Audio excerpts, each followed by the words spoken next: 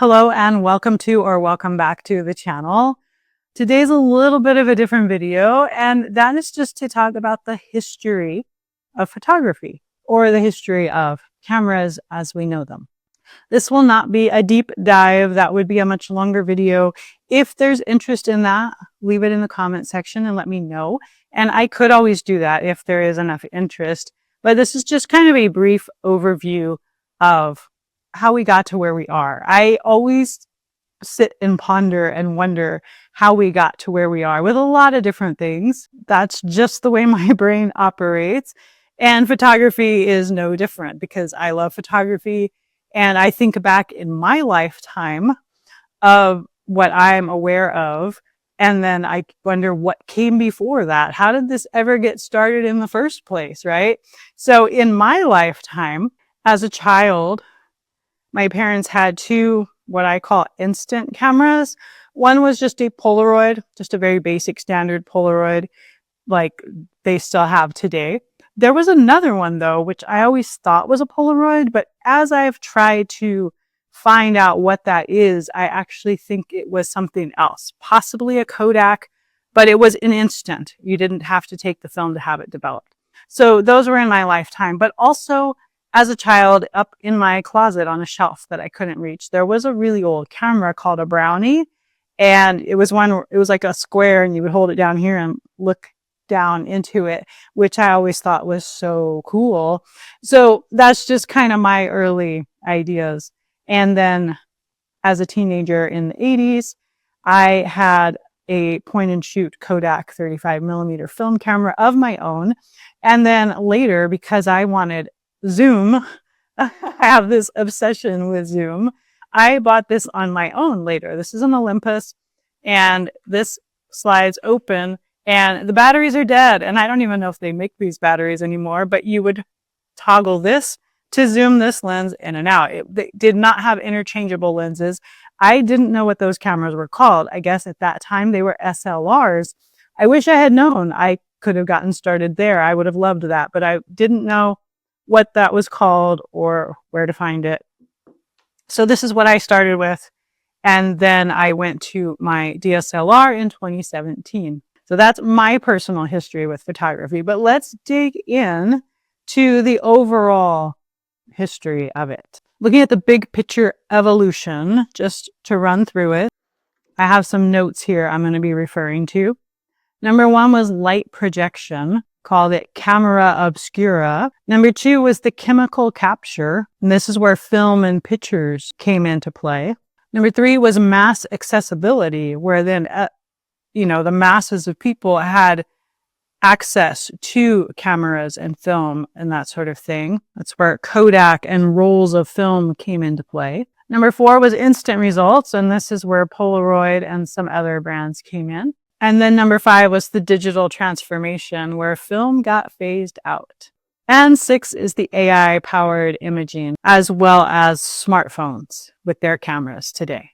So the history of cameras and photography is a fascinating progression from simple light experiments to today's digital imaging.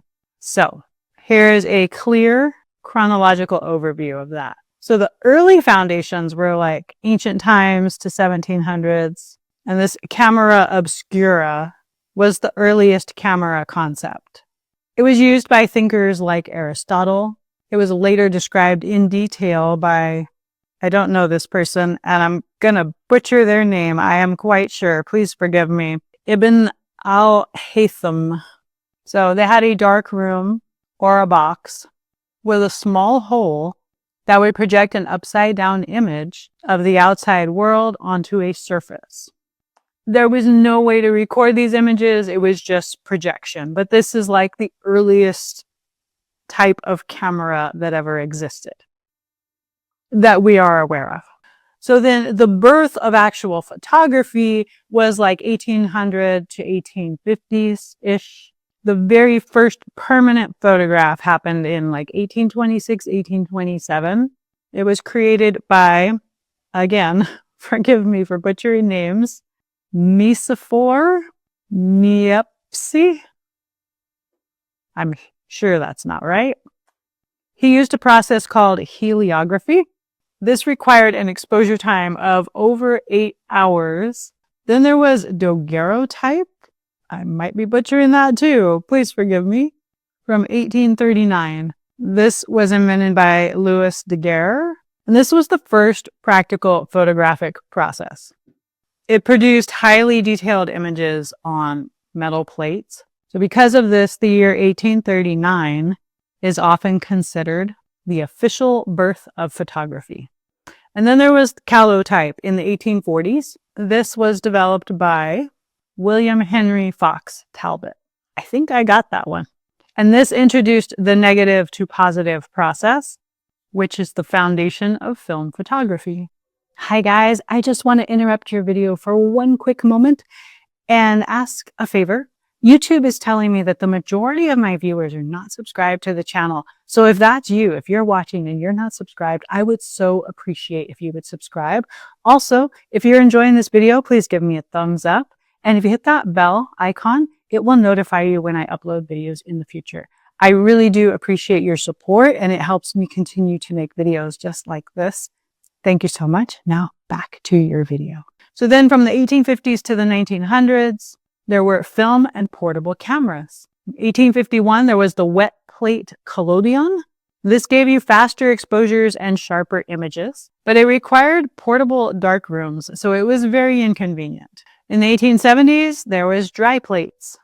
These were pre-prepared plates that made photography easier and more portable. Because in the early days, not everybody was buying cameras, but there were photographers that would travel around and take your pictures for a fee. And in 1888, there was rolls of film and Kodak. George Eastman revolutionized photography, and he founded Kodak. He introduced a camera that was preloaded with film. His tagline was, "You press the button and we do the rest." Now this made photography accessible to everyday people. So let's look at 20th century advancements in photography. This is from 1900 to the 1990s. In the 1920s and 30s, 35 millimeter film became popular. It was popularized by Leica, L-E-I-C-A. I might be butchering that as well because I've never heard of it. They made smaller portable cameras that had very high quality results. And then there's color photography. I know in my family growing up, my brother and sister were born in the 1960s, and their baby pictures, the professional ones from studios, were black and white. And then I was born in the early 70s, and I had the color baby photo. So I know somewhere in there, color became much more common. Prior to that, I think my guess is that you probably had to pay extra for that. There were experiments with color photos in the 1800s, but it became more mainstream with Kodachrome in 1935. Then instant photography showed up in 1948. I am honestly surprised that it was that early on. This was introduced by Polaroid, and these photos developed instantly. You didn't need a dark room or a laboratory. And then in the mid-1900s, there were SLR cameras, which is the predecessor of the DSLR. These were like DSLRs, but they used film. They're single lens reflex cameras that allowed photographers to see exactly what the lens was seeing. And these became the standard for professional photographers. So the digital revolution began in the 1970s. I'm honestly surprised by that. The first digital camera was in 1975, and it was built by Steven Sasson at Kodak. It captured black and white images at 1/100th of a megapixel. That's 0.01 megapixels. It took about 23 seconds to record one image. So digital cameras didn't go mainstream until the 1990s to 2000s. This eliminated the need for film. You had instant review, editing, and storage of your photos. The DSLR era really came about in the 2000s to 2010s. I got my first DSLR in 2017. So these combined digital sensors with the SLR design, and they now dominated professional photography. And finally, the modern era, the 2010s to current time. I'm filming this in 2026 in case you see this in the future. And there are now mirrorless cameras. They are smaller, lighter, with more advanced autofocus and video components. Brands like Sony, Canon, and Nikon are the leaders of this space at this time. I'm a Nikon user. I started out with Nikon with my DSLR, and my lenses and stuff are all Nikon. So I got a Nikon mirrorless, but I'm very happy with it. If I wasn't happy with it, then I would try another brand, but love Nikon. And then, of course, we also have to acknowledge smartphone photography because some of the cameras on the smartphones are really, really advanced now. Some of them are really rivaling actual dedicated cameras at this point. And they often have computational photography, which includes AI processing, HDR, night modes, that sort of thing. And this has changed everything. I know there are a lot of people who are just skipping actual cameras for their phone cameras. And they are nice, especially for video. I do appreciate my phone camera for video or just really casual shots. But especially for wildlife and for anything more professional, or more, posed, something worthy of being put in a frame, I still want my actual camera. I'm a photographer and it's my passion. It's what I love. And so I don't think that will ever go away in me completely. So I hope you found this interesting. And like I said, if you want me to go into a deeper dive into this, into more detail, leave it in the comment section down below. And if there's enough people asking, then I will dig deeper and do that because it is very, very interesting in my opinion. So again, thank you so much for joining me. Have a great day, guys, and God bless you.